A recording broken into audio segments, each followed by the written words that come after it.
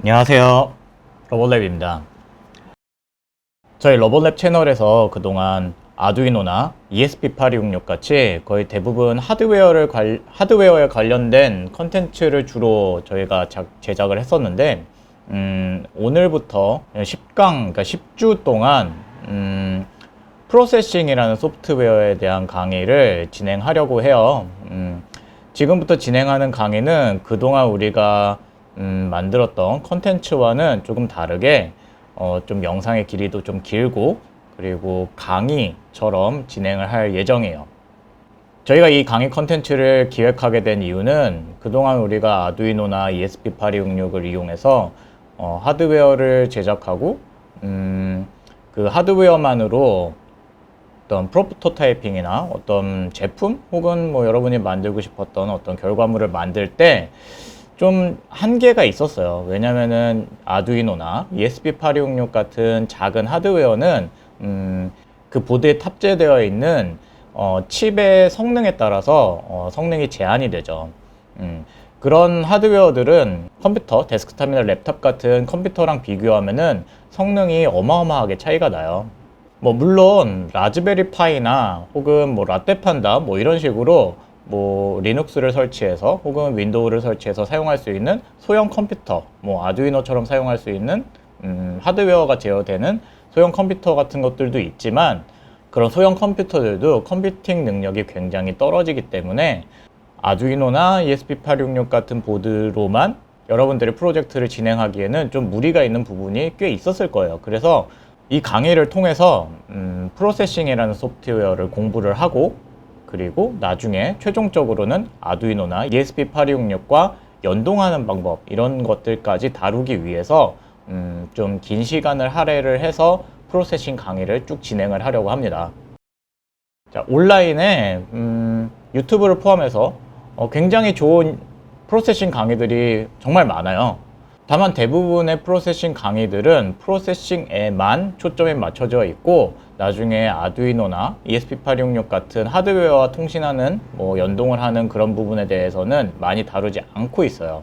그래서 저희는 이 프로그램이 끝나고 나면 이제 프로세싱이라는 소프트웨어와 ESP8266 아두이노랑 통신하는 그런 것까지 쭉 연동해서 할 수 있도록 강의를 제공할 예정이에요. 자, 그리고 제가 그동안 한 7년 정도 대학에서 뭐 여러 대학에서 인터랙션 디자인이라는 분야를 통해서 아두이노 혹은 프로세싱 혹은 다른 소프트웨어들을 이용한 수업을 많이 진행을 해왔는데, 거의 이번 강좌는 대학에서 이루어지는 그 코스와 거의 똑같은 방식으로 진행이 될 거예요. 그래서 보통 대학의 강의가 15주 정도 되죠.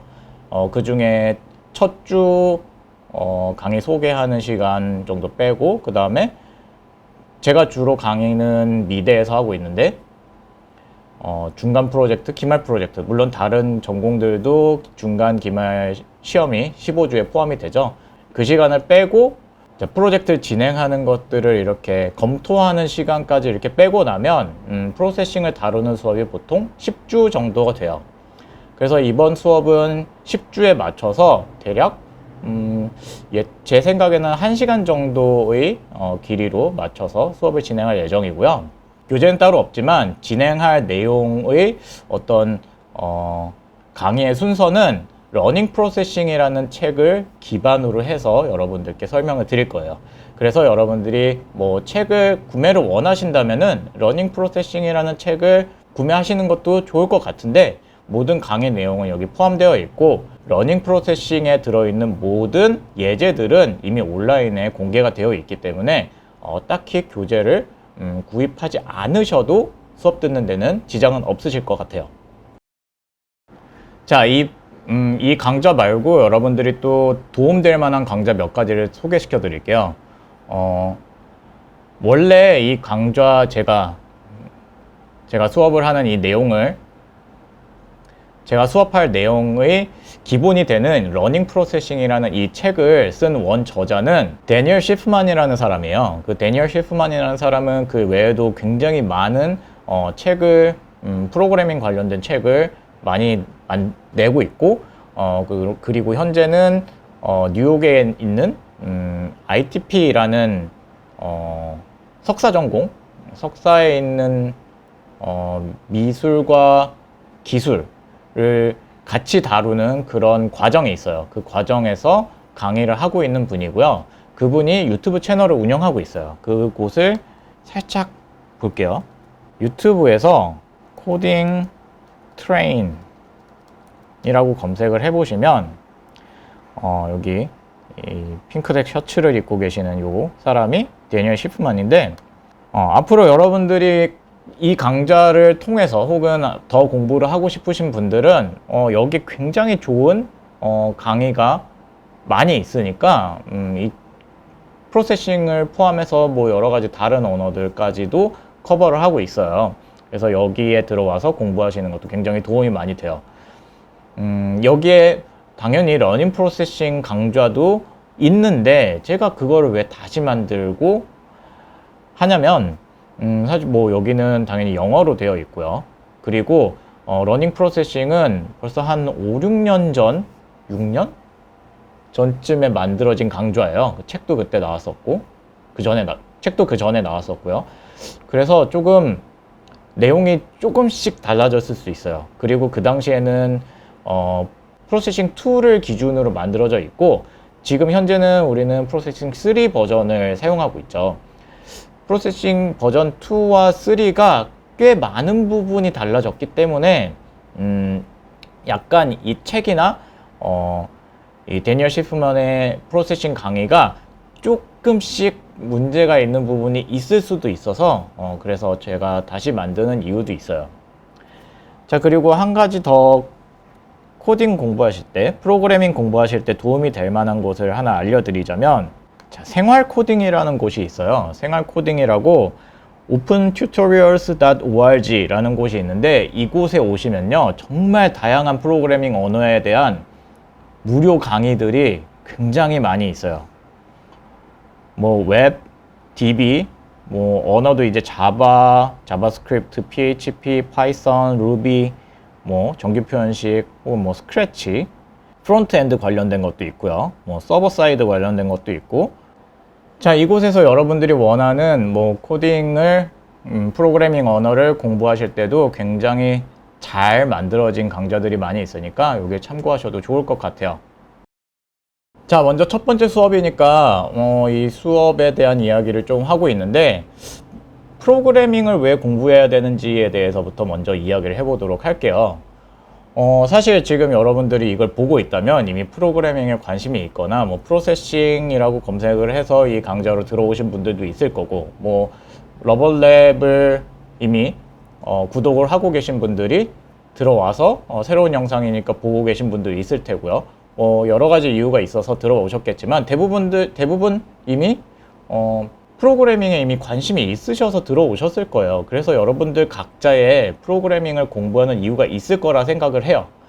하지만 제가 주로 디자인이나 예술을 하는 학생들을 대상으로 강의를 해왔고 그 학생들한테 해주던 이야기를 간략하게 얘기하자면은 글쎄요, 프로그래밍이라는 거는 꼭 알아야 하는 것은 아닌 것 같아요. 하지만 우리가 여러분들 항상 요새 스마트폰, 뭐 컴퓨터 이런 거를 항상 사용하고 계시죠. 그 항상 사용하고 있는 스마트폰이나 컴퓨터가 어떻게 동작하는지 그냥 우리가 사용하는 방법만 이해하는 것이 아니라 어느 정도 이 기계가, 이 컴퓨터라는 기계가 어떻게 동작하는지에 대한 이해도가 높아지려면 이 컴퓨터의 소프트웨어들이 어떻게 만들어지는지, 그리고 여러분들이 원하는 소프트웨어가 있다면 그거를 간단한 소프트웨어라도 한번 만들어 보는 경험이 앞으로 여러분들이 컴퓨터 소프트웨어를 다루거나 아니면은 어떤 컴퓨터 소프트웨어나 앱을 기획하거나 어떤 아이디어를 만들어낼 때 큰 도움이 될 거라고 생각이 들어요. 그래서 앞으로는 프로그래밍이 굉장히 중요한 요소가 되지 않을까 생각하고 있습니다.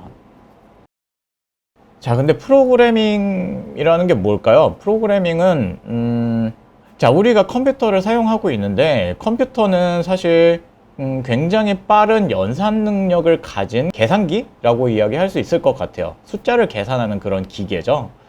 근데 이런 기계가 점점 복잡해지면서 지금 우리는 이 컴퓨터라는 것으로 뭐 영상도 보고 뭐 게임도 하고 인터넷도 하고 뭐 다양한 것들을 막 하고 있어요.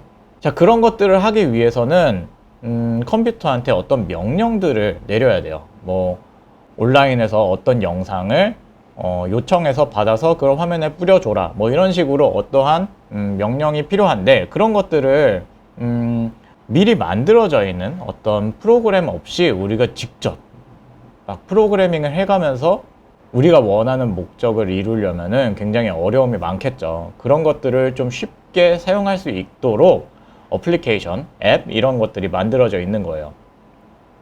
자, 그런 것들을 제작하기 위해서 프로그래밍 언어라는 것을 이용해서 프로그래밍을 하고 그 프로그램을 완성을 해서 만들어진 것들이 이제 어플리케이션이나 앱 이렇게 부르는 것들을 우리는 그냥 좀 쉽게 사용하고 있는 거죠. 자, 그런데 이 수업의 내용은 보통 프로그래머가 아닌, 그러니까 공학을 공부를 하지 않은 정말 아무것도 공학적인 지식이 없는 사람, 그리고 나는 컴퓨터 조금만 만질 줄 알아, 이런 사람들도 프로그래밍을 한번 접할 수 있는 정도의 수준으로 진행을 할 거예요. 디자이너나 예술가가 되고 싶은 사람들을 대상으로 제가 강의를 오래 해보다 보니까 기계치라고 우리가 말하는 사람들 있죠. 이런 걸 잘 못 다루는 사람들이 어떻게 하면은 컴퓨터 프로그래밍을 할 수 있을까라는 그런 생각을 굉장히 오래 해왔어요. 그래서 여러분들이 이 수업을 통해서 제가 최대한 쉽게 설명을 드려서 프로그래밍이 그렇게 어려운 일도 아니고 그렇게 대단한 일도 아니다 라고 생각이 들 수 있도록 계속 진행을 잘 해보도록 할게요. 자, 이 수업을 통해서 사용하게 될 프로그램은 프로세싱이라는 프로그램인데요. 이 프로그램은 2001년도에 만들어졌고요. 벤 프라이와 케이시 리즈라는 사람이 같이 만들어낸 프로그램이고요. 이 프로그램은 MIT 미디어 랩에서 개발이 되었고, 현재는 이제 프로세싱 파운데이션이라는 어떤 단체가 있고, 거기서 이제 이 프로그램이 계속 개발이 되고 있어요. 그래서 벌써 한 20년 정도가 된 그런 프로그램이에요. 자, 이 프로그램이 개발된 배경을 약간 설명을 드리자면, MIT 미디어 랩이라는 곳은 저희 채널을 보시는 분들은 대다수 아시겠지만, 뭐 미디어 아트라는 그런 장르 혹은 컴퓨터 프로그래밍이나 소프트웨어를 이용한 디자인 혹은 예술 같은 것들을 빠르게 이렇게 프로토타이핑이라고 하죠. 이렇게 빠르게 만들어서 결과물을 테스트해 볼 수 있을 정도로 간단하게 접근이 가능한 그런 프로그램을 개발해서 미술이나 디자이너를 하는 사람들이 쉽게 사용할 수 있게 만들어진 게 이 프로세싱이라는 소프트웨어예요. 자, 이 프로세싱이라는 소프트웨어는 자바라는 언어를 베이스로 하고 있는데요. 사실 이것만 설명을 하려고 해도 굉장히 방대한 이야기를 해야 되는데 간단하게만 설명을 드릴게요. 컴퓨터 프로그래밍 언어는 다양한 종류가 있어요.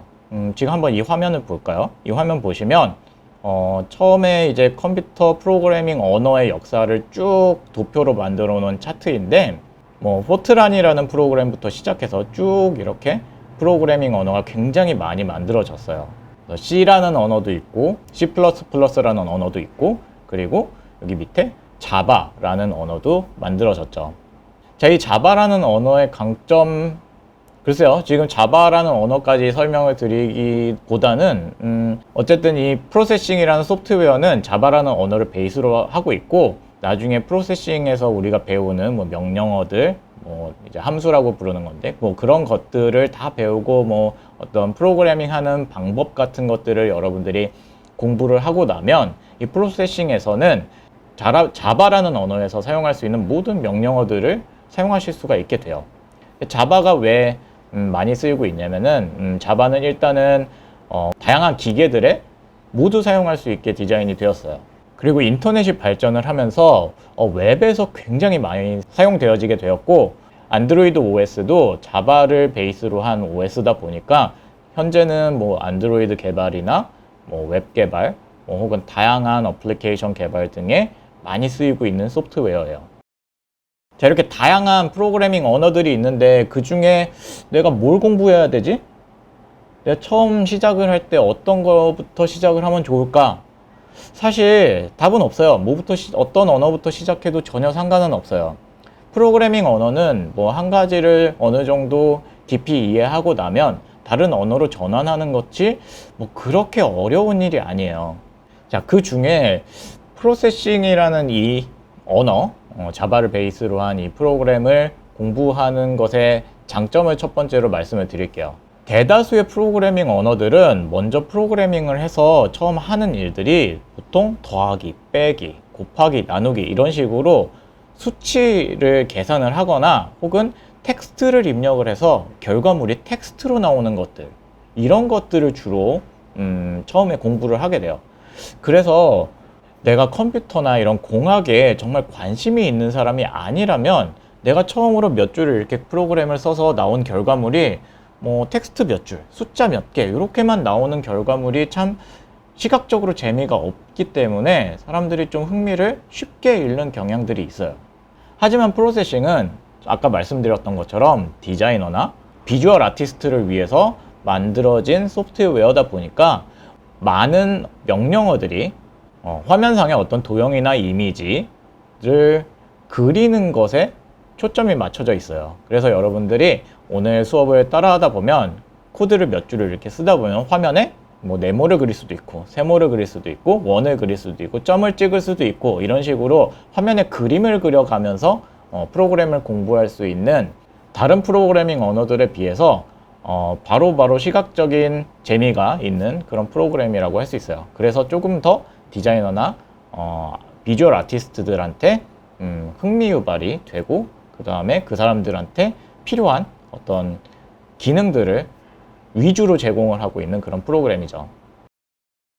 자, 물론 프로세싱과 비슷한 이런 종류의 프로그램들이 꽤 많이 존재를 해요. 그 중에 유명한 것들을 몇 가지를 언급을 해드리자면 먼저 오픈 프레임워크스라는 소프트웨어도 있어요. 자, 이 오픈 프레임워크스는 어떻게 보면은 프로세싱과 굉장히 비슷한 방식으로 동작을 하는데 프로세싱과 다른 점이라면 프로세싱은 자바라는 언어를 베이스로 하고 있고 오픈 프레임워크스는 C++를 베이스로 하고 있어요. 프로세싱으로 우리가 어떤 여러분들이 원하는 프로그램을 개발을 하다가 이런 경우가 생길 거예요. 나중에 너무 버벅거려. 소프트웨어가 너무 느리고 내가 원하는 만큼 성능이 안 나와. 퍼포먼스가 안 나오는 거죠. 막 뚝뚝 프레임이 끊기고. 그러면 방법이 두 가지가 있는 것 같아요. 컴퓨터를 고사양의 컴퓨터로 업그레이드를 한다. 하지만 여기는 비용이 들겠죠? 다른 방법은 프로그래밍 스킬을 늘려서 좀 더 최적화를 시켜서 프로그램을 잘 구동되게 만든다. 사실 이 부분이 되려면은 여러분들이 공부를 정말 많이 하셔야 돼요.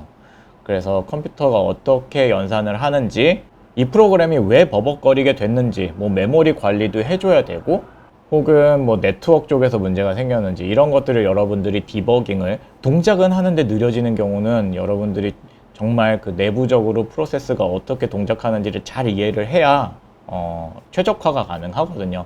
그래서 이거는 프로그래밍 스킬을 늘려서 최적화를 시키는 방법. 자, 그리고 오픈 프레임워크스는 프로세싱이랑 거의 비슷한 언어 체계를 가지고 있거든요.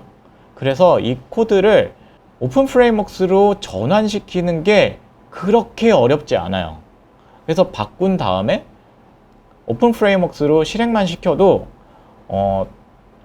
자바라는 언어의 어떤 한계 때문에 C++로 동작하는 오픈 프레임워크스로 넘어가면 속도가 많이 개선이 돼요. 그래서 저도 이전에 했었던 지금 영상을 보여드리고 있는데 이 프로젝트는 무용수들한테 위에서 프로젝터로 프로젝션으로 조명 대신에 이렇게 무용수의 움직임에 따라서 영상이 바뀌는 프로젝션 매핑 프로젝트였는데 저희가 처음 이 프로젝트를 진행할 때 처음에는 프로세싱으로 제작을 하기 시작했는데 나중에 퍼포먼스가 잘 안 나오고 최적화를 하고 하다가 안 되겠어서 오픈 프레임워크스로 코드를 전환을 시켜서 동작을 시켰더니 퍼포먼스가 꽤 잘 나왔어요. 프로세싱으로 먼저 만들었던 코드를 나중에 오픈 프레임워크스로 넘어가기도 했었죠. 뭐 오픈 프레임워크스 외에도 뭐 신더라는 소프트웨어도 있어요. 이 웹사이트인데 이 신더라는 소프트웨어도 굉장히 많이 쓰이고 있는 소프트웨어 중에 하나예요.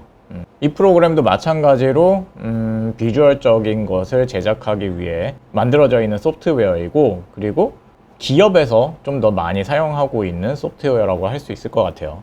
뭐 이 외에도 다양하게 있는데 몇 가지만 더 소개를 해드릴게요. 자, 이런 비슷한 류의 소프트웨어들 중에 터치 디자이너라는 소프트웨어도 있어요. 이 소프트웨어는 좀 프로그래밍을 하는 방법이 달라요. 우리가 보통 프로그래밍, 프로그래머, 해커 이런 사람들을 떠올리면 막 영화 같은 데서 보면 막 검정색 화면에 막 녹색으로 된 글씨를 막 타이핑을 막 하면서 막 그런 코딩을 하잖아요. 실제로 그런 코딩은 안 하거든요. 근데 이 터치 디자이너라는 이 프로그램은 그렇게 타이핑을 키보드로 막 치면서 타이핑을 하면서 코딩을 하는 방식이 아니라 지금 화면에 보이는 것과 같이 이런 블록들을 연결을 하고 마우스로 이렇게 블록을 갖다 놓고 연결하고 이런 방식으로 코딩을 하게 되어 있는 그런 프로그램이에요. 지금 현재 굉장히 많이 쓰이고 있고 요즘 미디어 아티스트들이 굉장히 많이 다루기 시작한 그런 소프트웨어라고 할 수 있어요. 자, 이런 식으로 프로그래밍을 하는 방식을 비주얼 프로그래밍 랭귀지라고 불러요.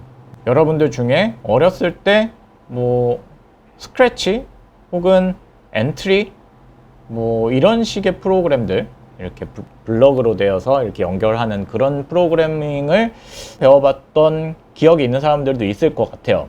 혹은 MaxMSP 지터라고 불리는 소프트웨어도 있는데 이런 류의, 혹은 퓨어 데이터라는 프로그램도 있고요. 이런 것들을 타이핑을 해서 프로그래밍을 하는 게 아닌 이런 류의 프로그램 방식도 있어요.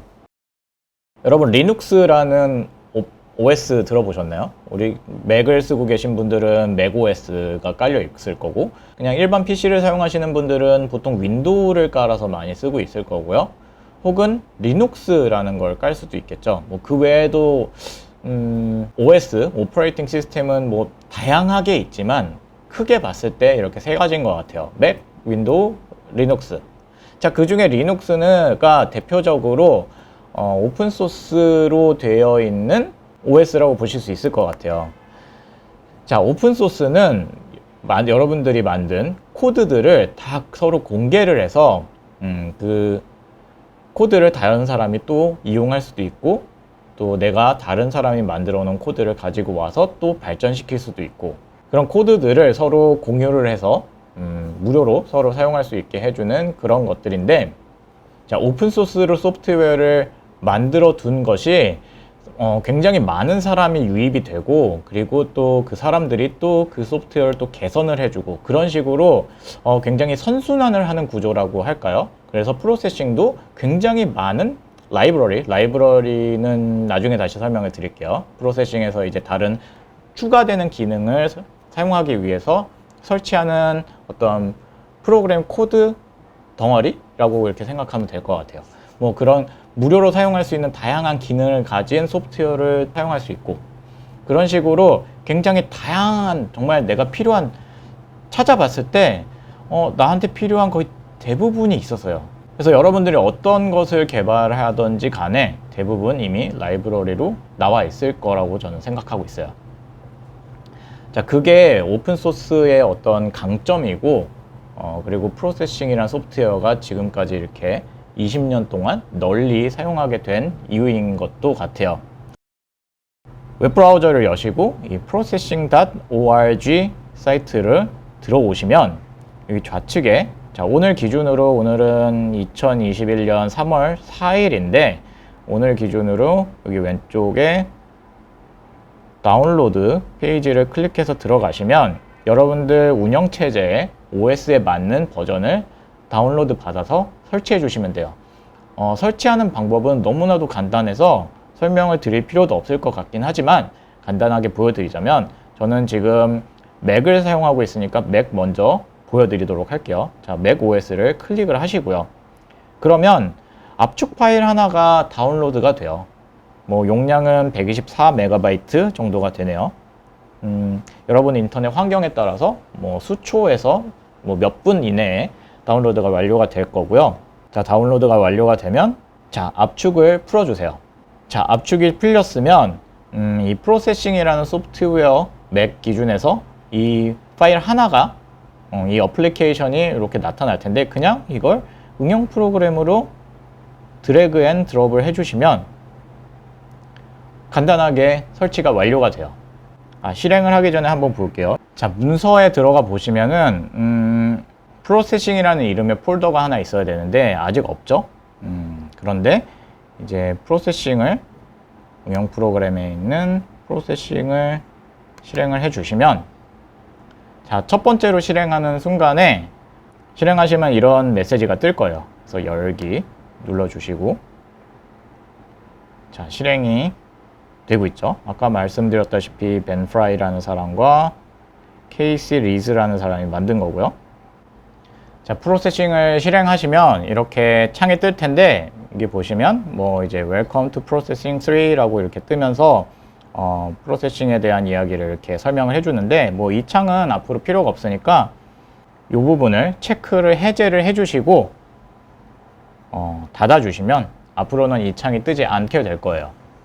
자, 이렇게 첫 번째로 실행을 하고 나면 자, 문서 폴더에 가보면은 아까는 없었던 이 프로세싱이라는 폴더가 자동으로 생성이 돼요. 그래서 그 안에 들여다보면 뭐 라이브러리, 툴, 모드 뭐 이런 것들이 이렇게 폴더가 생성된 거를 볼 수 있어요. 앞으로 여러분들이 프로세싱에서 어떤 코드를 작성을 하고 저장을 하면 이 프로세싱이라는 폴더 안에 저장이 되게 되어 있어요. 그래서 앞으로 코드를 관리하실 때는 이 폴더 안에서 여러분들이 작성한 코드를 찾으실 수 있을 거예요. 자, 윈도우에서 설치를 하기 위해서 자, processing.org 사이트로 접속을 하고요. 마찬가지로 다운로드 페이지로 들어가시고 윈도우용 64비트 버전을 다운로드를 받을게요. 그러면 압축 파일이 다운로드가 되고요. 몇 분 안에 다운로드가 되겠죠. 자, 다운로드가 완료가 됐고요. 다운로드 완료된 압축 파일을 압축을 풀어주세요. 뭐 압축은 여러분들이 원하는 폴더 아무 곳에나 풀어주시면 돼요. 저는 프로그램 파일즈 폴더 안에다가 풀어보도록 할게요. 그래서 여러분들이 사용하시는 압축 푸는 소프트웨어를 이용해서 여러분들이 원하는 폴더를 선택하셔서 압축을 풀어주세요. 자, 압축이 다 풀렸네요. C 드라이브에 프로그램 파일즈 안에 설치를 했죠. 자, 프로세싱 대시하고 버전이 쓰여져 있는데 저는 뒤에 버전 숫자는 지워버릴게요. 자, 그리고 processing.exe 파일을 실행을 해주시면 아까 맥이랑 똑같이 같은 스타트업 화면이 뜨면서 바로 실행이 될 거예요. 똑같이 이렇게 웰컴 창이 뜨죠. 웰컴 창은 체크 해제하고 닫아주신 다음에 자, 문서에 가보시면 프로세싱이라는 폴더가 새로 생성이 됐을 거예요. 아까 맥이랑 똑같이 툴, 모드, 라이브러리 등등의 폴더가 생성된 거를 확인하실 수 있습니다. 자, 이렇게까지 하시면 설치는 끝이 난 거고요. 윈도우나 맥이나 마찬가지로 똑같이 다운로드 받아서 내가 원하는 곳에 압축 풀어서 실행만 하면 끝이에요. 그러니까 간단하게 이렇게 설치를 해서 바로 사용하실 수 있어요. 자, 이제 설치를 다 했으니까 프로세싱 소프트웨어를 실행하고 이제 코딩을 본격적으로 시작해 볼게요.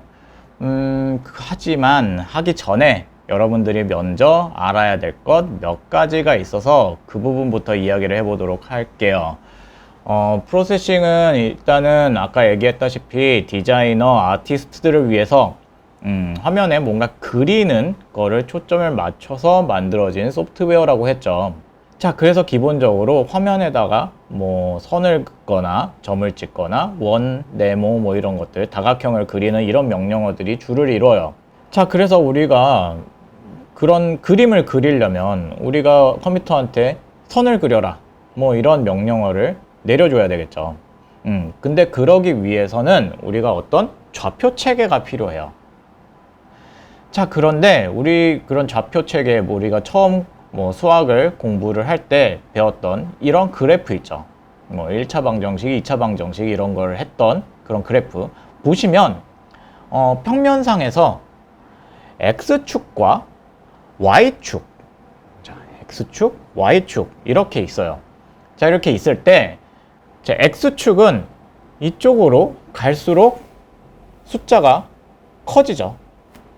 여기가 중심이 돼서 0이라면 오른쪽으로 갈수록 숫자가 커지고 왼쪽으로 갈수록 숫자가 작아져요. 자, 그 X축은 그렇게 되어 있고 Y축은 중심으로부터 위로 갈수록 숫자가 커지고 중심으로부터 아래로 내려갈수록 숫자가 작아져요. 그러니까 수학 그래프에서 봤을 때 중심축을 0,0으로 뒀을 때 아래쪽은 마이너스, 왼쪽은 마이너스, 그리고 상단은 Y축으로 플러스, 오른쪽은 X축으로 플러스였죠. 자, 그런데 컴퓨터 그래픽에서는 이렇게 창을 하나 이렇게 그려놨을 때 창의 좌측 상단 이 위치를 0,0, 그러니까 수학에서 그 그래프의 중심점과 같은 역할을 컴퓨터 그래픽에서는 왼쪽 상단을 기준으로 0,0이라고 해요. 물론 이건 프로그래밍 언어나 뭐 3D 프로그램 같은 경우에는 화면의 중심을 기준으로 하는 경우도 있고 뭐 다양한 방식이 존재를 하지만 우리가 사용하는 이 프로세싱이라는 프로그램을 기준으로 이야기를 할 때 좌측 상단이 0,0이라는 위치값을 가지고 있다고 생각하시면 돼요. 자, 컴퓨터에서 화면을 이렇게 확대해서 보시면 이렇게 네모난 격자들로 이루어진 거를 확인하실 수 있을 거예요. 뭐 요즘에는 뭐 레티나 디스플레이, 뭐 고해상도 모니터 뭐 이런 것들 때문에 이 픽셀이 눈으로 보기 정말 힘들 정도로 작아지긴 했는데 사실 스마트폰의 픽셀들은 거의 눈으로 확인이 안 되죠. 그래도 이렇게 확대를 다 해보면 결국에는 이런 정사각형의 픽셀들로 이루어져 있어요. 이 픽셀을 기준으로 한 칸 한 칸을 이동시키면서 화면에다가 그림을 그린다고 생각하시면 될 것 같아요. 그래서 좌측 상단에 있는 이 첫 번째 점은 0,0을 뜻하고요. X축, 그러니까 좌우 축에서는 오른쪽으로 갈수록 한 픽셀 한 픽셀 값이 커지게 되어 있고요. 그리고 Y축은 수학 그래프와 다르게 아래로 내려갈수록 숫자가 커지게 되어 있어요.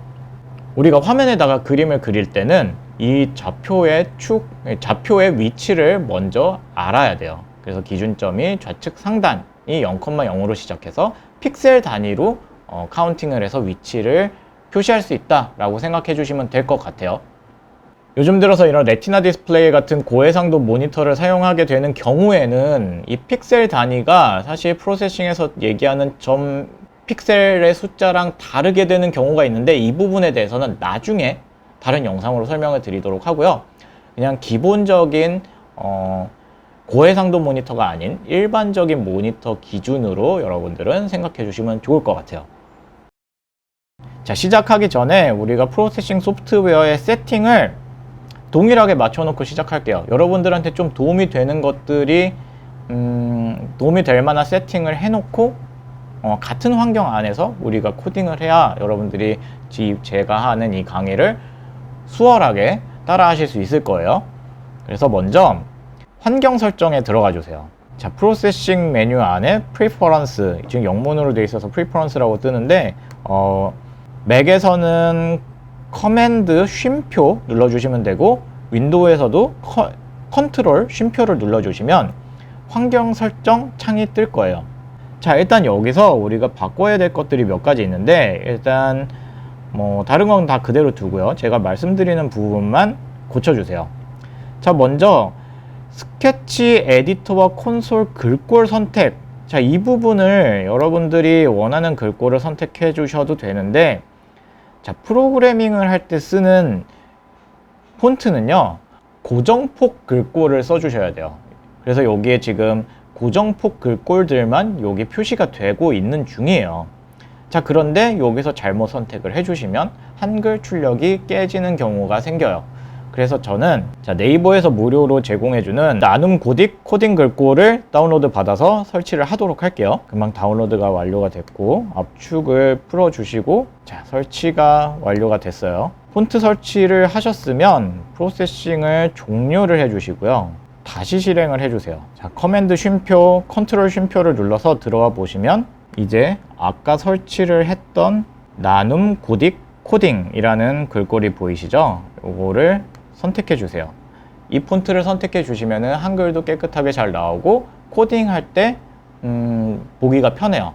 자, 코딩 글꼴의 장점은 뭐냐면 코딩을 하다가 굉장히 헷갈리는 글씨들이 있어요. 예를 들자면은 영문 대문자 5와 숫자 0 이거를 잘못 표기해 놓고 코딩을 하면 에러가 계속 날 거예요. 숫자가 있는 곳에 영문자가 있고 영문자가 있어야 될 곳에 숫자가 있다면 굉장히 헷갈리는데 코딩용 글꼴들은 보통 숫자 0에 다른 표시가 되어 있어요. 보통 이렇게 사선으로 그려져 있거나 뭐 영문 5와 숫자 0이 다르게 확실히 구분될 수 있도록 디자인이 되어 있고 뭐 그런 식으로 좀 코딩하는데 좋게 눈으로 읽기 편하게 그렇게 만들어져 있어요. 뭐 언어는 한국어로 할게요. 이거 외에도 여러분들이 만약에 뭐 고정폭 글꼴을 다른 걸 사용하고 싶으시다면은 다른 거 설치하셔도 무방해요. 대신 한글이 되는 걸로 설치하셔야겠죠. 뭐 에디터 글꼴 크기 이거 여러분들 편하신 대로 하세요. 저는 이 강좌를 위해서 살짝 크게 한 18 정도로 맞춰주고요. 괜찮고 다국어 입력 허용 이거 꼭 체크해 주세요. 이거를 체크를 해주지 않으시면 한글 입력이 잘 안 돼요. 그래서 이거 꼭 체크해 주시고 오류 검사 활성화 체크하고 오류 메시지 보이기도 체크해 주고 코드 자동 완성 이거 꼭 체크해 주세요. 그리고 나머지는 이대로 하면 될 것 같아요.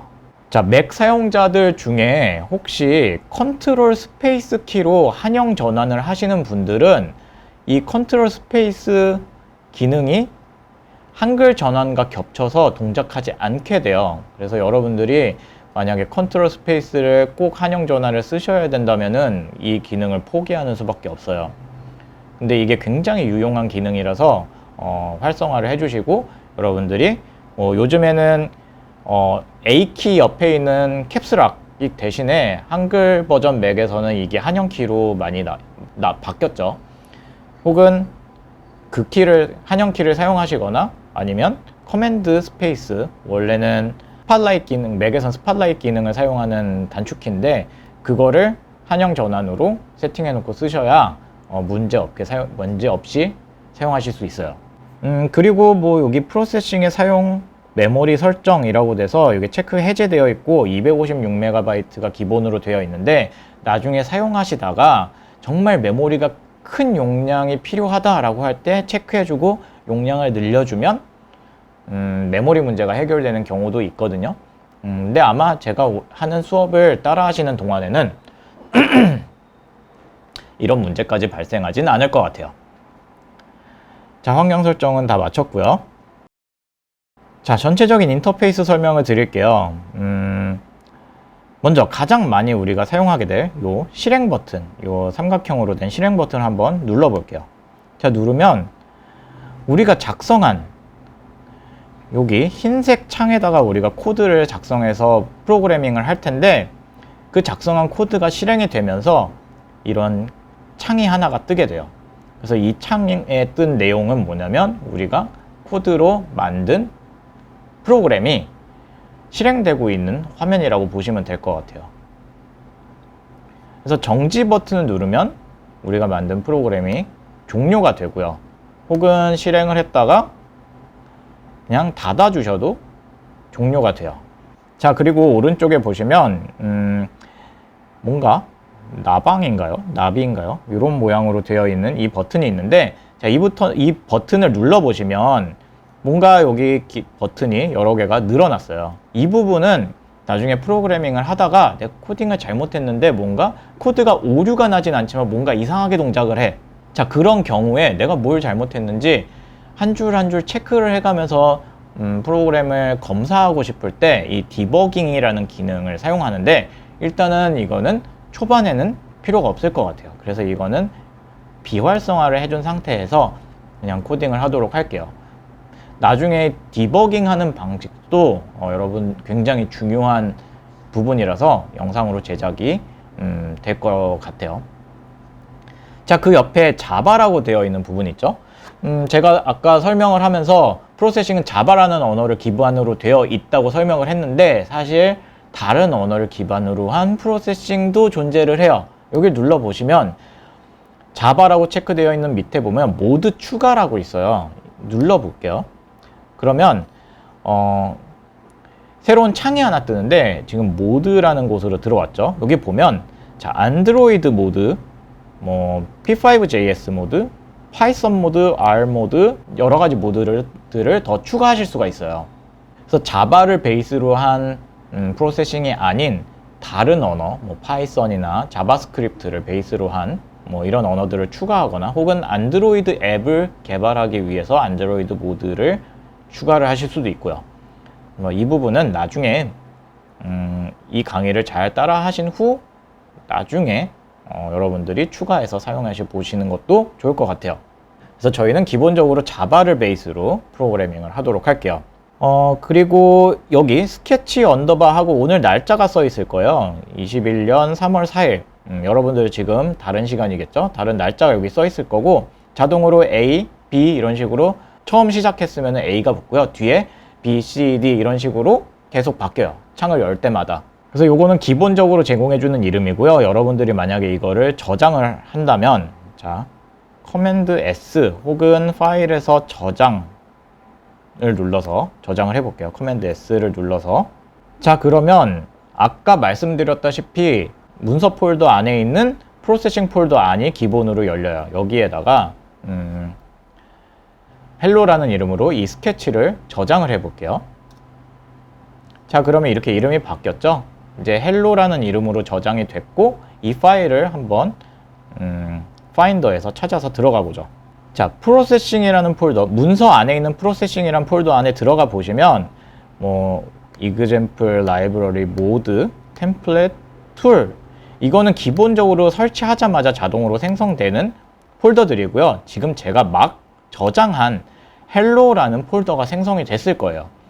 그 안에 들어가 보면 또 헬로라는 PDE라는 확장자를 가진 파일이 생성이 돼요. 이 파일은 그냥 텍스트 파일이에요. 그래서 다른 뭐 텍스트 에디터, 뭐 메모장 이런 데서도 다 열리는데 그냥 여러분들이 이 프로세싱 창에서 작성한 코드가 들어있는 텍스트 파일이라고 생각하시면 될 것 같아요. 프로세싱은 자동으로 같은 이름, 여러분들이 저장한 같은 이름의 폴더를 만들고요. 그 폴더 안에 같은 이름의 PDE라는 확장자를 가진 파일을 자동으로 저장을 해요. 그래서 여러분들이 만약에 이 저장된 파일을 다른 곳으로 이동시킨다 라고 하고 싶을 때, 뭐 복사해서 다른 컴퓨터에서 작업을 하고 싶다 라고 하실 때는 폴더체로 이동을 하셔야 돼요. PDE라는 파일만 가져가도 실행은 되지만 실행을 시켜보시면 폴더를 새로 생성을 해야 된다고 얘기를 할 거예요. 그러면 알아서 뭐 폴더를 같은 이름으로 폴더를 생성하게 되어 있어요. 그래서 항상 프로세싱에서 프로그램을 저장을 하면 같은 폴더 이름을 가진 폴더 안에 PDE라는 파일로 저장된다라는 거 기억해 주시면 좋을 것 같아요. 그리고 여기 오른쪽에 있는 요 아래로 되어 있는 화살표를 눌러보시면 뭐 새 탭, 뭐 탭 이름 변경 뭐 이런 것들이 나오는데 이 부분은 뭐냐면 여러분들이 지금 이 헬로라는 이 창에서 코딩을 해요. 코딩. 물론 이렇게 하면은 에러가 나는데 어쨌든 이런 식으로 코딩을 했다고 칩시다. 근데 이게 너무 길어요. 너무 길어서 뭐 보기가 너무 어려워.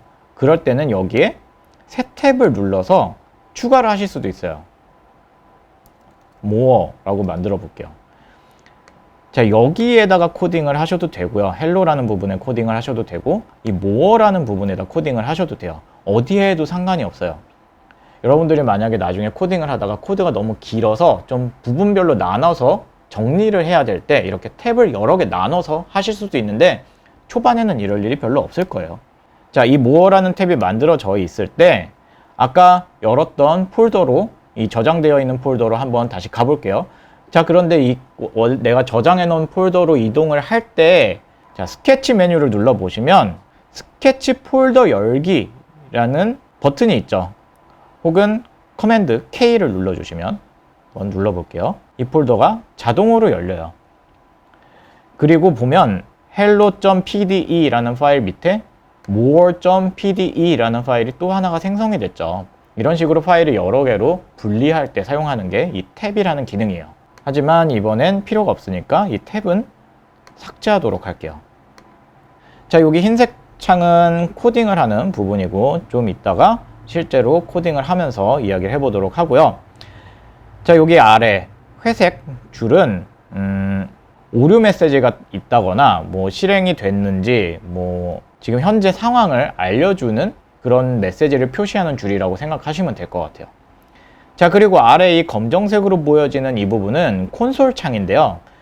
여기에 여러분들이 나중에 뭐 print라는 명령어를 이용해서 여러분들이 가지고 있는 어떤 데이터를 화면으로 텍스트로 확인하고 싶을 때 쓰는 그런 창이에요. 이 부분은 나중에 다시 설명드리도록 할게요. 혹은 오류 메시지 같은 것도 여기에 뜨게 되어 있어요. 자, 그 옆에 에러라는 창도 있는데 이 에러라는 창은 지금 소프트웨어를 여러분들이 만든 코드가 잘못됐을 경우에 어떤 문제가 있는지 여기 딱 정리가 돼서 보여주는 부분이에요. 자, 그렇게 해서 굉장히 단순한 소프트웨어죠. 프로세싱이라는 소프트웨어는 이게 다예요.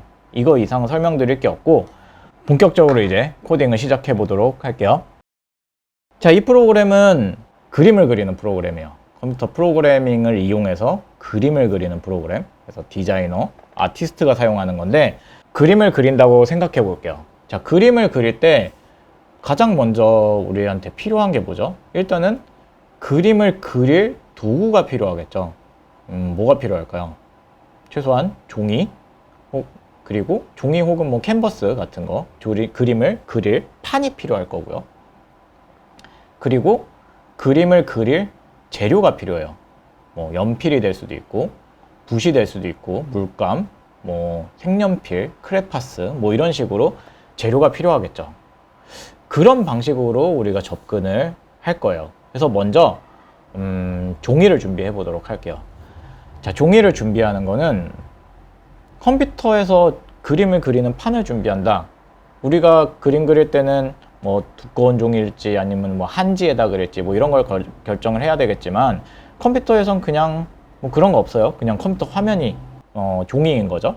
그러면 화면에서 정할 수 있는 거는 화면의 크기뿐이에요. 그래서 그 크기를 정해주는 명령어가 size라는 명령어가 있어요. 그래서 size라고 써주시고 괄호 열고 원하는 사이즈를 입력해 주셔야 돼요. 가로폭, 그 다음에 세로 높이 이렇게 넣어주시면 돼요. 그러면 저는 일단 500픽셀에 500픽셀 이렇게 해볼게요. 자, 숫자 500 그리고 쉼표 다시 숫자 500 그리고 괄호 닫고 세미콜론. 처음 제가 강의를 하다 보면 세미콜론이 어디 있어요? 라는 질문을 하시는 분들도 있는데 여기 키보드에 엔터키 왼쪽에 있죠? 이 세미콜론을 눌러주시면 돼요. 자, 이렇게 해서 다시 실행 버튼을 눌러볼게요. 자, 창이 아까랑 다르게 창이 커졌어요. 그래서 여러분들이 사용하고 싶은 화면의 크기, 윈도우 창의 크기를 정해주는 거예요. 자, 근데 창이 열렸는데 윈도우 창의 크기가 어디서부터 어디까지냐면 자, 500, 500이라는 기준이 여기 위에 닫기 버튼이 있는 윈도우에서는 여기 오른쪽에 있겠죠. 닫기 버튼이 여기서부터가 아니라 여기 밑에 이 실제 회색으로 표시되어 있는 부분 있죠. 이 회색으로 표시되어 있는 부분 이 안쪽이 500에 500이라는 뜻이에요. 그래서 이 안쪽에다가 우리가 코딩을 해서 무언가 여기다가 작성을 할 수 있게 되는 거예요. 이제 종이는 준비가 됐는데 점 찍고 선 그리고 이런 것들을 해보기 전에 이렇게 우리가 사이즈 가로 열고 500, 500 가로 닫고 세미콜론 이런 식으로 지금 코드를 써야 된다고 했어요. 근데 왜 이렇게 꼭 써야 될까요? 자, 프로그래밍 언어, 프로그래밍 랭귀지라고 하는 거는 하나의 언어예요. 말 그대로. 그래서 언어들은 그 언어마다 고유의 문법을 가지고 있죠. 이 프로그래밍 언어도 자바라는 언어의 문법을 베이스로 만들어져 있어요. 자, 자바라는 언어는 먼저 이런 지금 명령어라고 말씀을 드릴게요. 이런 명령어들은 어떻게 생겼냐면 명령어 이름 뒤에 괄호 열고 괄호 닫고 명령어가 끝나면은 끝에 세미콜론 이렇게 항상 적어줘야 하나의 명령어가 완성이 되는 형태를 가지고 있어요.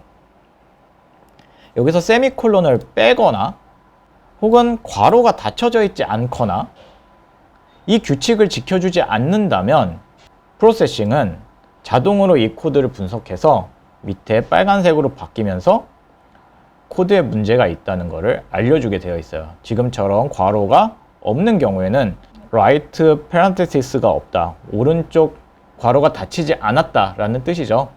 그래서 괄호를 닫아주시면 오류가 없어지면서 해결이 돼요. 자, 그리고 괄호 사이에다가는 어떠한 매개 변수라는 걸 넣어줄 수 있게 되어 있어요.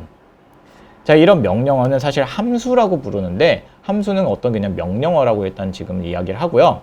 자, 명령어는 이런 거예요. 뭐 컴퓨터한테 밥 먹어 뭐 이런 명령어는 당연히 없겠죠. 컴퓨터 밥 먹어. 그럼 밥을 못 먹겠지만 자, 그런 식으로 어떤 명령을 하는 게 앞에 있는 이 사이즈 어떤 크기의 사이즈로 만들어라 라는 명령이라고 생각하시면 돼요. 그럼 이 뒤에 있는 거는 자 사이즈를 만들어. 근데 이게 없다면 밑에 에러가 떴죠. The function size expects parameters like size 괄호 열고 int 쉼표 int. 자, 이거는 다음 시간에 이야기할 건데 변수의 종류인데요. 뭐 정수를 입력해라 라는 뜻이에요. 그래서 이 명령어는 이렇게 써야 된대요. 사이즈 괄호 안에다가 정수를 쉼표로 구분해서 두 개를 꼭 써줘야 된대요. 왜냐하면 우리가 창의 크기를 만들어야 되니까 윈도우를 창을 만들어줘 라고 하면서 창의 크기를 얘기 안 해줄 수 없겠죠. 여러분들이 캔버스를 주문하면서 저 캔버스 하나만 주세요 라고 하면은 분명히 어떤 사이즈로 드려요 라고 물어볼 거 아니에요. 그것처럼 이 명령어마다 필요한 매개 변수가 하나 혹은 하나 이상 혹은 없을 수도 있고 그렇게 명령어에 따라서 필요한 매개 변수가 달라지게 되어 있어요. 자, 이 명령어마다 매개 변수의 개수나 이런 것들을 정확하게 넣어 주셔야 되는데 그럼 그 규칙을 우리가 알아야 되는데 그 규칙을 어떻게 할 수 있을까요? 우리가 다른 언어를 공부할 때 우리가 한국어만 쓰고 살다가 영어를 공부를 해요. 그러면 우리한테 처음 필요한 게 뭘까요? 사전은 최소한 있어야 되겠죠. 이게 단어 뜻은 서로 알아야 단어 뜻을 찾아보고 무슨 뜻인지 알아낼 수 있을 테니까 당연히 사전이 필요할 거예요. 컴퓨터 프로그래밍 언어도 언어기 때문에 이런 사전이 존재를 해요. 컴퓨터 프로그래밍 언어에서 이런 사전은 레퍼런스라고 불러요. 참조할 수 있는 이 레퍼런스를 한번 열어볼게요.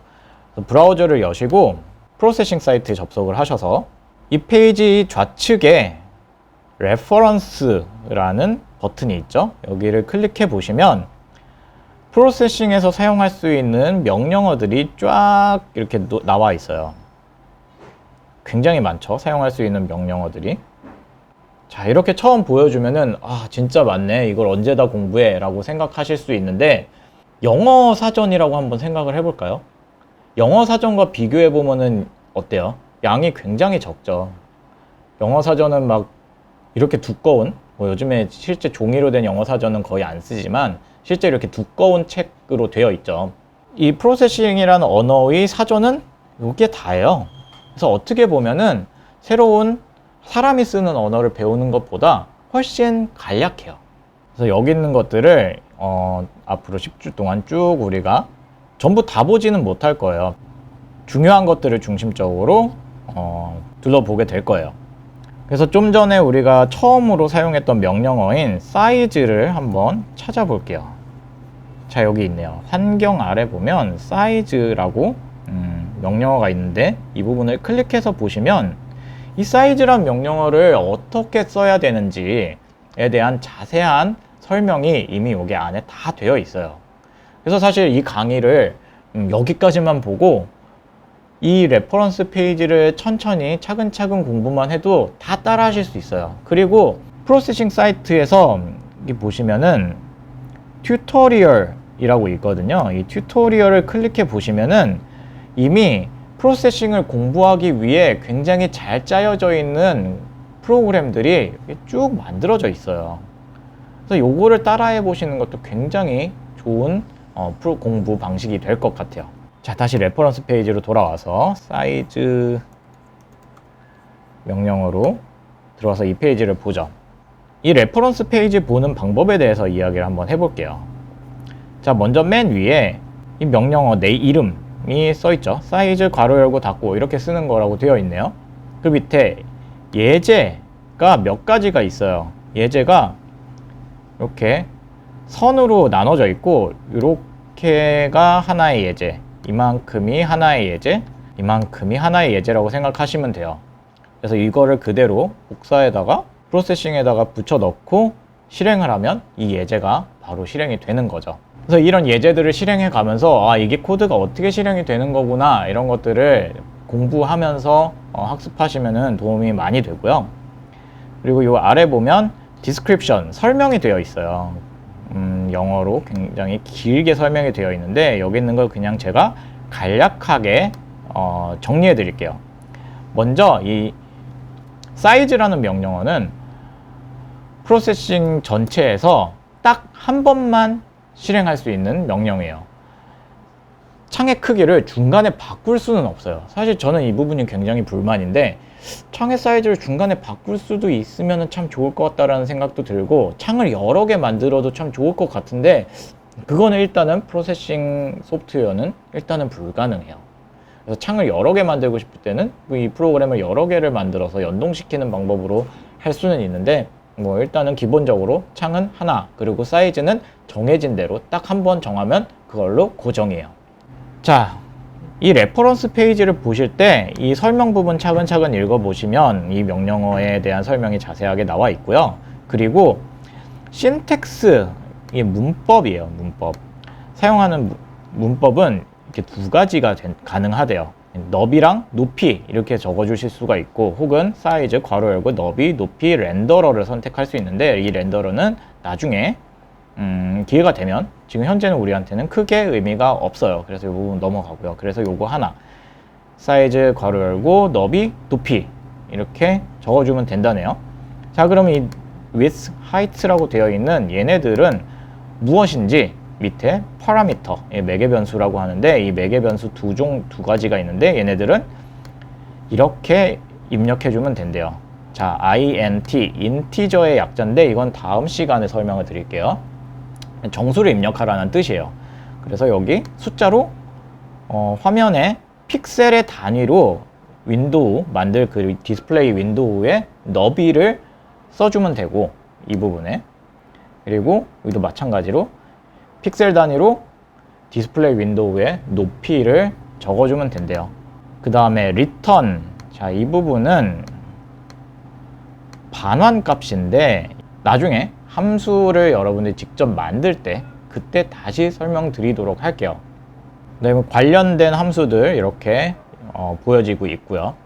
자, 이런 식으로 레퍼런스 페이지를 여러분들이 확인하실 수 있어요. 자, 이렇게 보는 방법이 있고요. 또 제가 이 사이즈라는 명령어는 기억을 하는데, 만약에 이 매개 변수가 어떻게 들어가는지 잘 기억이 안 나. 이 명령어가 있는 건 잘 알겠는데, 자, 그럴 땐 미리 작성을 해 놓은 다음에 여기서 우클릭을 해주세요. 맥에서는 컨트롤 클릭, 윈도우에서는 마우스 오른쪽 클릭을 해주시고, 레퍼런스에서 찾기를 눌러주시면 이 사이즈에 관련된 레퍼런스 페이지가 자동으로 찾아져서 뜨게 돼요. 자, 근데 제가 아까 웹브라우저를 열어서 프로세싱 사이트에 들어가서 찾아 들어간 것과, 지금 여기 프로세싱 소프트웨어에서 내가 작성한 명령어 오른쪽 클릭해서 레퍼런스에서 찾기를 클릭해서 들어갔을 때와 다른 게 열려요. 자, 주소창을 보시면 레퍼런스에서 찾기를 클릭했을 때 뜨는 건 지금 내 컴퓨터에 이미 깔려 있는 파일이 열려서 여러분들한테 보여지는 거고요. 그리고 아까 웹사이트로 들어간 거는 웹서버에 있는 프로세싱 사이트에 있는 자료가 보여지는 거예요. 사실 어떻게 봐도 상관은 없는데, 이 프로그램이 설치되면서 이 레퍼런스가 이미 컴퓨터에 다 설치가 되어 있는 거죠. 그래서 인터넷이 되지 않는 환경에서도 여러분들이 레퍼런스를 확인하실 수 있도록 준비가 되어 있는 거예요. 자, 그럼 일단 아까처럼 500에 500 사이즈로 창을 만들고 점을 하나 찍어 볼게요. 자, 점을 찍는 명령어는 포인트예요. 포인트 하고 괄호 닫고. 자, 이 명령어도 마찬가지로 매개 변수가 필요한가 봐요. 그냥 포인트하고 괄호 열고 닫았더니 그러면 당연히 어느 위치에다 찍을 건지 컴퓨터는 모르겠죠. 사람한테 점 하나 찍어 그러면은 임의의 점을 찍을 거예요. 화면 한가운데 찍을 수도 있고 어딘가 찍을 거예요. 뭐 물어볼 수도 있게 돼요. 어디다 찍을까요? 라고 물어보는 사람도 있을 거고 그냥 찍어보는 사람도 있을 거고요. 근데 컴퓨터는 그렇게 자기 스스로 뭔가를 창의적으로 할 수 있는 능력이 없어요. 그래서 정확하게 어느 포인트에다가 점을 찍어 라고 정확하게 명확하게 명령어를 내려줘야 되는 거죠. 그래서 포인트 괄호 열고 좌표값, 아까 얘기했듯이 좌측 상단이 0,0라는 점을 기준으로 얼만큼 떨어져 있는지를 넣어주시면 돼요. 그래서 오른쪽으로 저는 화면 한가운데다 한번 찍어 볼게요. 250 쉼표 250. 자, 이렇게 되면 점을 찍을 건데 좌측으로부터 오른쪽으로 250 픽셀 위치, 그 다음에 위에서부터 아래로 250 픽셀 위치에 찍는 거예요. 한번 실행을 해보면, 자, 보이시나요? 지금 점이 찍혔는데 여기 점이 하나가 딱 찍혔네요. 자, 드디어 우리가 화면에다가 뭔가 점을 딱 찍었어요. 그러면 점 찍은 다음에 우리가 할 수 있는 일은 뭐가 있을까요? 선을 한번 그어 볼게요. 자, 선은 직선을 그릴 때 쓰는 명령어는 line이라는 명령어가 있어요. 얘도 마찬가지로 매개 변수가 필요해요. 이렇게 써놓고 보니까 line 괄호 열고 여기 보면은 float, float, float, float 4개의 값이 필요하다고 되어 있어요. 괄호 안에 숫자를 4개 넣어주시면 되는데 x좌표, y좌표, x좌표, y좌표를 넣어주시면 돼요. 한번 이렇게 해볼게요. x좌표는 10, y좌표도 10, x좌표는 490, y좌표는 10. 자, 이렇게 작성을 하고 다시 실행을 해볼게요. 자, 이렇게 실행을 했을 때 코드는 항상 프로그래밍 언어는요, 위에서부터 아래쪽으로 순차적으로 실행이 되게 되어 있어요. 그래서 먼저 사이즈, 이 크기의 사이즈의 창을 열었고 그 다음에 점을 찍었죠. 그런 다음에 선을 그린 거죠. 자, 선을 그린 위치는 x좌표 10픽셀, y좌표로 10픽셀부터 요 점부터 x좌표 490, 전체가 500이니까 여기 10픽셀 왼쪽이겠죠? 여기 요 x좌표에서 위에서 아래로 10픽셀 두 개의 점을 이어주는 하나의 라인을 그려준 거예요. 자, 점 찍고 선을 그렸어요. 이번에는 한번 면을 그려보도록 할게요. 점선 면. 자, 면은 다양한 면이 있을 수 있겠죠? 도형이 뭐 원도 그릴 수 있을 거고 네모도 그릴 수 있을 거고 컴퓨터는 항상 이 픽셀이 네모나다 보니까 사각형을 기준으로 많이 이제 뭐 윈도우도 다 사각형 모양이고 뭐 윈도우가 동그란 모양이 이런 거는 본 적 거의 없죠. 간혹 가다가 있을 수 있는데 거의 실험적인 것들이고 대부분 네모네요. 여기도 처음으로 우리 하는 거는 네모를 한번 그려볼게요.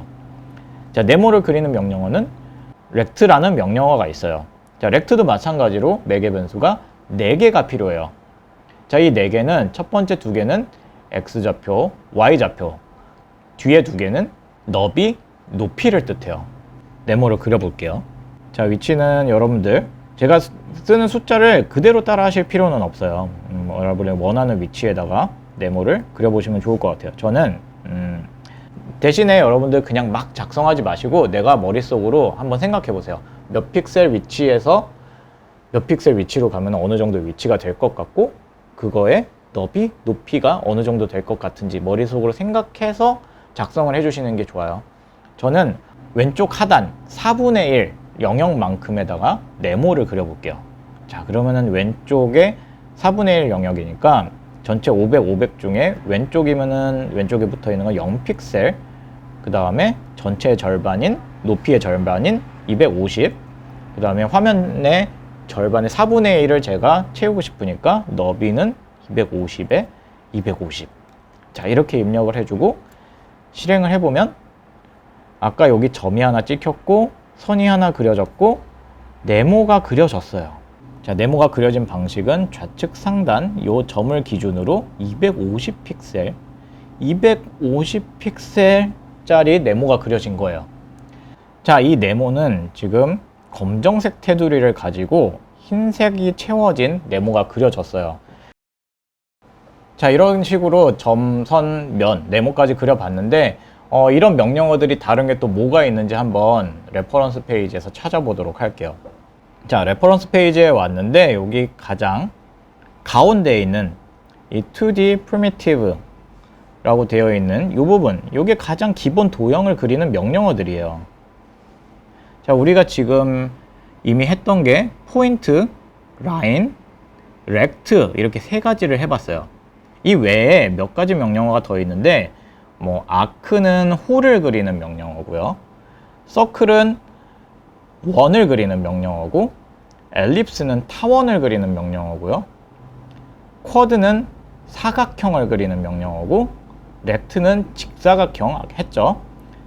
스퀘어는 정사각형을 그리는 명령어, 트라이앵글은 삼각형을 그리는 명령어예요. 그럼 오각형은 못 그려요? 그릴 수 있어요. 오각형 이외에 오각형 이상의 다각형들은 이제 다른 방법으로 그림을 그려줄 수가 있는데, 일단은 여기 가장 기본 도형들, 지금 이 명령어를 하나하나 다 보기는 힘들 것 같고 이 부분들은 여러분들이 어떻게 사용하는지 직접 보시는 것도 공부에 도움이 많이 될 것 같은데, 일단 아크는 나중에 해보시는 게 좋을 것 같아요. 여기는 이제 조금 각도에 대한 개념이 들어가기 때문에 이 부분은 나중에 하시고, 나머지 것들은 한번 쭉 내용을 보시면은 아, 이렇게 사용하는 거구나 쉽게 아실 수 있을 만한 내용들이에요. 엘립스라는 명령어를 써볼게요. 엘립스는 타원이라는 뜻이고, 엘립스에도 마찬가지로 매개 변수가 4개가 필요한데 이 4개는 중심점과 너비, 높이에요. 그래서 화면 정 가운데다 그린다면 250에 250 픽셀 위치 정 가운데다가 100 픽셀, 100 픽셀 이렇게 써볼까요? 그리고 실행을 해보면, 자, 아까 얘기했듯이 프로그램은 항상 위에서부터 아래로 순차적으로 실행이 되고, 그래서 사이즈가 정해졌고 점 찍고 선 그리고 네모 그리고 원을 그렸더니 아까 이미 점은 네모에 가려져서 지워졌고 원이 네모를 어느 정도 가리게 됐죠. 이런 식으로 겹치고 싶을 때는 겹쳐서 위로 올라와야 되는 걸 나중에 그리셔야 돼요. 처음에 실행되면 그냥 회색으로 되어 있는 창이 자동으로 생기고, 그 위에 칠해지는 색깔은 흰색, 검정색의 1픽셀의 두께를 가진 외곽선으로 그려지는 게 기본 세팅이에요. 자, 근데 이 색깔 당연히 바꿀 수 있어야 되겠죠? 색깔을 한번 바꾸는 방법을 같이 보도록 할게요. 자, 색깔을 바꾸는 명령어는 외곽선을 바꾸는 명령어, 그리고 내 안쪽을 채우는 색상을 바꾸는 명령어, 이렇게 두 가지가 있어요. 자, 포인트와 라인 이런 식의 명령어들은 점만 찍고 선만 그리는 거기 때문에 면이 없죠. 그래서 면을 칠하는 명령어는 동작하지 않고요. 이렇게 면을 칠해질 수 있는 도형을 그릴 때만 면에 관련된 명령어가 동작을 해요. 그럼 먼저 선 색깔부터 바꿔보도록 할게요. 자, 선 색깔을 바꾸는 명령어는 스트로크라는 명령어가 있어요. 자, 우리가 색상을 지정할 때 색상을 쓰는 방법은 여러 가지가 있는데, 그 중에 우리가 가장 처음으로 해볼 색상 지정 방법은 숫자 하나만 입력하는 거를 해보도록 할게요. 50 이렇게 입력을 해볼까요? 자, 실행을 해볼게요. 자, 스트로크라는 명령어가 외곽선, 그러니까 선의 색상을 바꾸는 명령어라고 했는데 아무것도 변화가 없죠. 자, 변하지 않은 이유는 뭐냐면은 여러분들이 그림을 그릴 때 먼저 선을 긋기 전에 어떤 색으로 선을 그을지를 결정을 하고 그 색상의 재료를 집어서 그려야 되겠죠. 그러니까 먼저 색상을 변경한 후에 그려야 그 색상으로 화면에 그려지게 되어 있어요. 그래서 먼저 색깔을 선택하고 그리는 게 순서인 거죠. 근데 지금 이 코드는 그린 다음에 나중에 색상을 변경했어요. 그래서 지금 적용이 안 된 거예요. 그래서 이 스트로크라는 명령어를 지우고 사이즈 밑에다가 넣어 볼게요. 그리고 다시 실행을 해보면 뭔가 변한 게 느껴지시나요? 분명히 반응을 했을 텐데 이 숫자를 다시 한번 바꿔볼게요. 100이라고 쓰면 어떻게 바뀔까요? 느껴지시나요? 더 바꿔볼까요? 한 200? 이제 확실히 보이죠? 거의 선이 흐려졌어요. 그럼 이 숫자는 뭐냐면, 자, 0에서 255 사이의 숫자를 입력하실 수가 있는데요. 자, 0에서 255의 숫자를 입력하실 그 사이의 숫자만 입력해야 되는 이유를 간략하게 설명을 드릴게요. 자, 컴퓨터는 화면에 그리는 색상을 8비트 단위로 계산을 해요. 자, 8비트, 비트라는 단위 들어보셨나요? 자, 비트라는 단위는 컴퓨터에서 가장 작은 단위예요. 0 혹은 1만 저장할 수 있는 컴퓨터에서 가장 작은 단위인데 그게 8개가 모여서 8비트가 되어서 색상을 만들 수 있게 되어 있어요. 자, 그럼 0과 1이 8개가 모여 있으면 어떠한 숫자를 우리가 표현할 수 있는지 한번 확인해 볼게요. 자, 0이 8개라면 얘는 숫자 0이에요. 이진수라고 여러분들이 생각하시면 될 것 같아요. 지금 화면에 제가 지금 프로세싱 코드에다가 그냥 작성을 하고 있어서 계속 오류가 뜰 텐데 이 부분은 지금 당장은 무시해줘도 좋을 것 같아요. 따라서 쓰실 필요는 없어요. 자, 0이 7개에 1이 들어가면 얘는 숫자 1이 되는 거죠. 자, 이진수는 이런 식으로 숫자가 커지죠. 얘는 10진수로 바꿨을 때, 우리가 사용하는 10진수로 바꿨을 때 2가 되는 거고요. 1, 1은 숫자 3인 거고, 이런 식으로 쭉 이진수의 숫자로 0, 1만 가지고 8개가 가장 커졌을 때는 1이 8개인 거겠죠. 얘가 숫자 10진수로 바꾸면 255가 돼요. 그래서 컴퓨터는 이런 식으로 모든 색깔을 처리하기 때문에 0에서 255의 사이의 숫자만 입력해 주셔야 색상을 선택할 수가 있어요. 그래서 색상을 선택할 때 검정색은 0, 흰색은 255. 그래서 그 중간에 색상을 입력해 주시면 회색으로 표시가 되는 거죠. 자, 그럼 컬러는 어떻게 입력하면 될까요? 자, 우리가 빛의 삼원색, 빨간색, 녹색, 파란색 이렇게 있죠? 자, 이 세 개의 색상을 0에서 255 사이의 숫자로 입력해서 이 세 가지 색상이 섞이면 가산혼합에 의해서 색상이 선택이 돼요. 그런 식으로 빨간색, 녹색, 파란색 순서로 밝기 값을 0에서 255의 사이의 숫자로 입력을 해주시면 이 색상이 섞여서 RGB의 색상이 섞여서 여러분들이 원하는 색상을 만들어 주실 수가 있어요. 자, 근데 사실 이거 숫자로 코딩하다 보면 색깔을 이렇게 숫자로 넣는 게 사실 굉장히 불편해요. 어떤 색상이 선택될지 잘 감도 안 오고 내가 원하는 색상이 정확하게 있는데 이걸 어떻게 입력할지 좀 헷갈릴 때도 많죠. 그럴 때는 자, 도구 메뉴에서 색상 선택을 눌러주세요. 그리고 여러분들이 원하는 색상을 빨주노초파나 이 스펙트럼 색상을 선택하신 후에 저는 만약에 핑크색에 약간 어두운 핑크색을 하고 싶다 라고 하면 여기 이제 숫자가 144, 16, 136 이렇게 숫자가 나오죠. 이 값을 입력해 주시면 됩니다. 자, 여기 색깔에다가 스트로크에다가 144, 16, 136 해서 실행을 해보면 제가 여기 색상 선택 창에서 선택한 이 색상이랑 똑같이 화면에 그려지는 걸 확인하실 수 있죠. 자, 이런 식으로 색상을 선택해 주시면 돼요. 자, 그럼 선 색상은 이렇게 스트로크하고 괄호 열고 숫자가 하나인 경우에는 검정색에서 흰색 사이의 그레이스케일로 색상이 표시가 되고 3개를 넣었을 때는 RGB가 혼합돼서 화면에 보여지게 돼요. 자, 라인과 포인트는 아까 얘기했듯이 선만 있는 거니까 스트로크라는 명령어로만 색깔을 변경할 수 있지만 밑에 렉트나 엘립스 같은 경우에는 면의 색상도 선택을 해야 되겠죠. 면의 색상을 선택하는 명령어는 fill이라는 명령어가 있고 여기 안에 들어가는 매개 변수도 마찬가지로 하나가 들어가면 그레이스케일, 3개가 들어가면 RGB 이렇게 들어가게 되어 있어요. 이것도 색깔을 제가 색상 선택 창에서 선택을 해서 이런 색상을 선택을 해서 입력을 해 볼게요. 255에 166에 49 정지했다가 실행을 해보면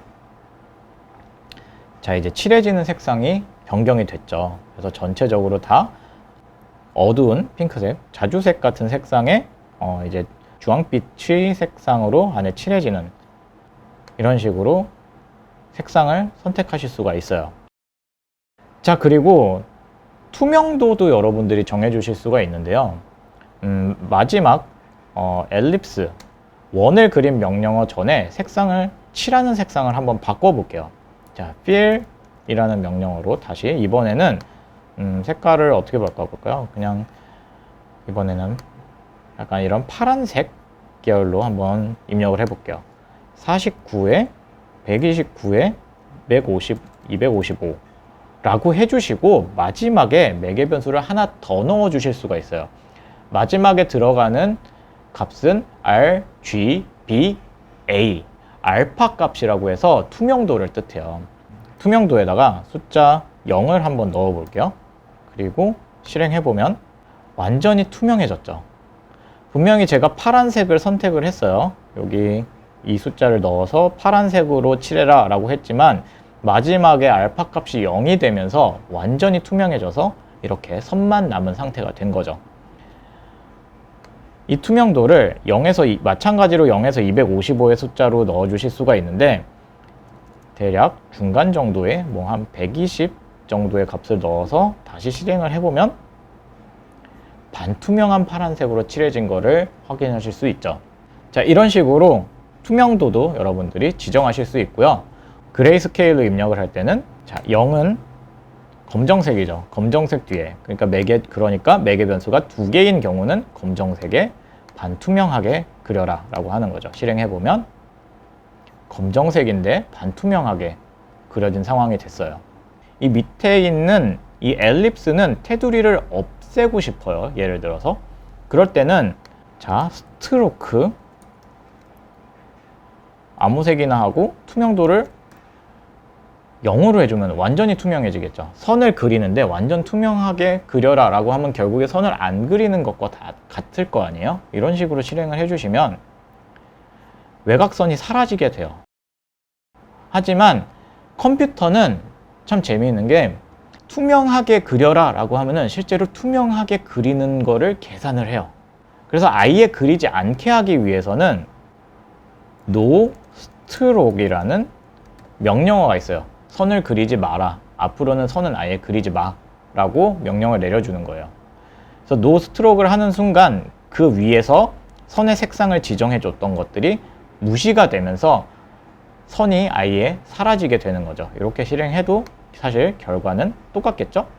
하지만 스트로크로 해서 투명도를 0으로 해주는 것보다 노 스트로크로 해주는 게 더 효율적이니까 완전히 그리지 않고 싶을 때는 꼭 노 스트로크라는 명령어를 써주시면 되고요. 사각형을 그리는데 선만 남아있고 내부는 그리지 않고 싶다라고 했을 때는 fill 대신에 no fill이라는 명령어가 있어요. 그래서 여기 뒤에 하나 더 만들어 볼게요. 이번에는 선은 흰색으로 한번 그려보고요. 스트로크 흰색으로 스트로크를 해주고 렉트 10배 여러분들도 이런 위치를 그릴 때 항상 머릿속으로 어느 위치에 그려지는지 생각을 하면서 코드를 입력을 해주세요. 260에 230, 230. 자, 이렇게 해주면 아까 그렸던 네모의 중앙에 좀 더 작은 원이 그려지겠죠. 자, 그리고 선은 흰색으로 그리되 안을 칠하지 말아라 라고 하기 위해서 이렇게 no fill이라는 명령어를 썼어요. 외곽선만 흰색으로 되어 있는 네모를 이 큰 네모 안에다가 작게 하나 그렸어요. 자, no stroke, no fill까지 했는데 no stroke, no fill 이라는 명령어를 제가 작성할 때 잘 보셨나요? 명령어를 보시면 지금까지는 모든 명령어는 소문자로 입력을 했는데 no fill, no stroke 이라는 명령어는 중간에 S가 대문자고 여기 F가 대문자네요. 프로세싱이라는 이 코드의 명령어들은 다 소문자로 이렇게 되어 있어요. 그런데 소문자를 이렇게 다 써놓으면 no fill 좀 읽기가 어렵잖아요. 이거를 좀 더 쉽게 읽게 하기 위해서 단어가 2개 이상 연결되어 있는 경우에는 대문자가 이렇게 섞여 있어요.